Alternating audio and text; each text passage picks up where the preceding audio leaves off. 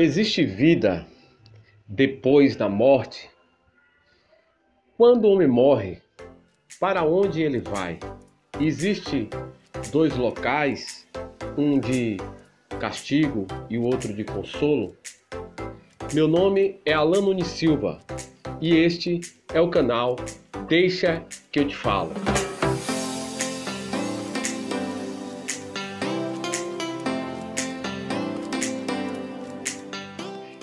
Jesus contou em Lucas, capítulo de número 16, a partir do versículo 19, uma história acerca de dois homens, o rico e Lázaro. Nós iremos analisar rapidamente acerca desses dois personagens com relação ao seu destino eterno, em três tópicos. Primeiro tópico, iremos falar sobre a vida. Segundo tópico, iremos falar sobre a morte. E terceiro tópico, sobre o estado intermediário. Sobre a vida física daqueles dois homens.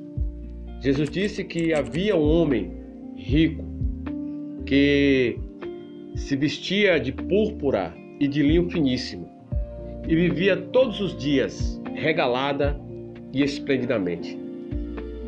E havia também um mendigo chamado Lázaro, que jazia cheio de chagas à porta daquele homem rico.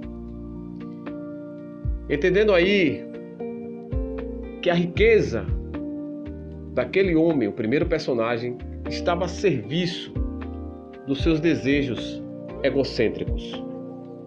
Ao passo que, em contrapartida, o segundo homem, que não é anônimo, o seu nome é Lázaro, que significa Deus é o meu socorro, ele padecia todos os males.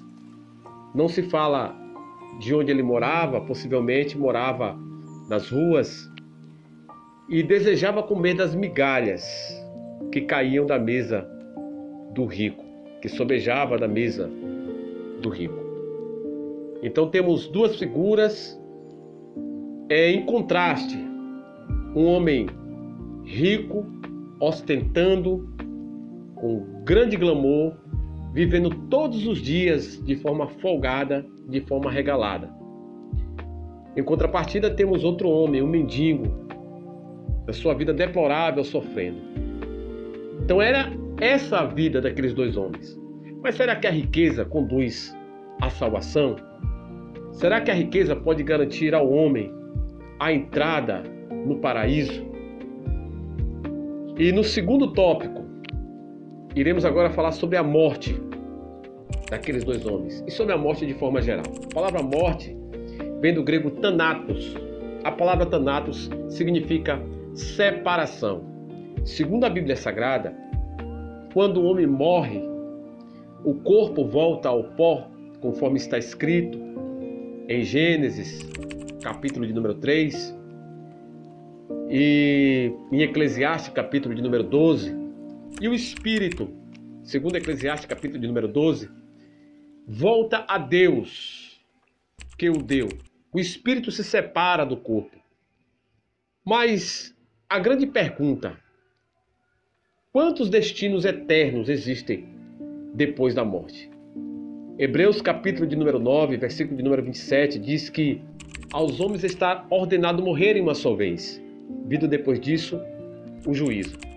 A Bíblia diz que aconteceu morrer o rico e foi sepultado. Morreu Lázaro.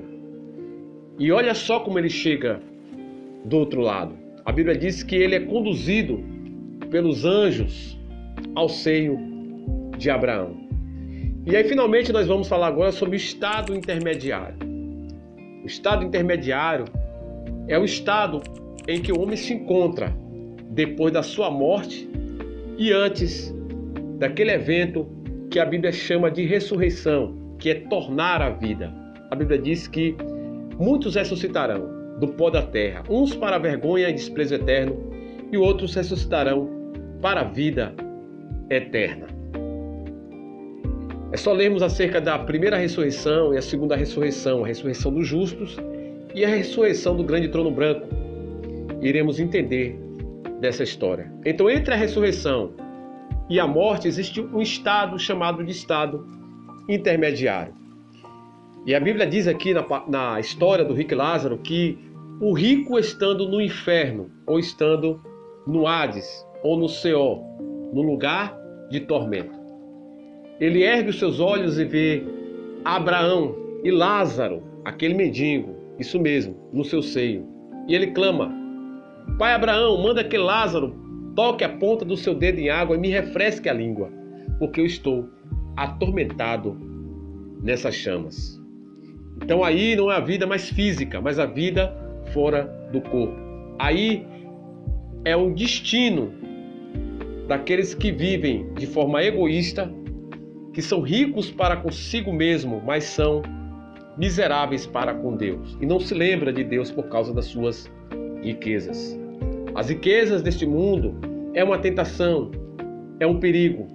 Nada nos impede de ser rico, mas devemos lembrar que Jesus disse que dificilmente o rico herdaria o reino de Deus, apesar de que muitos ricos foram salvos, porque o que é impossível para os homens é possível para Deus. Então, o mendigo, ele estava usufruindo dos bens, porque na eternidade não há mendigos.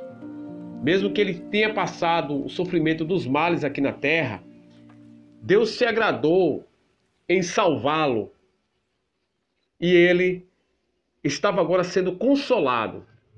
Essa parábola é interessante porque sobre a questão do estado intermediário temos muitas respostas refutando aí a doutrina do purgatório e a doutrina da reencarnação.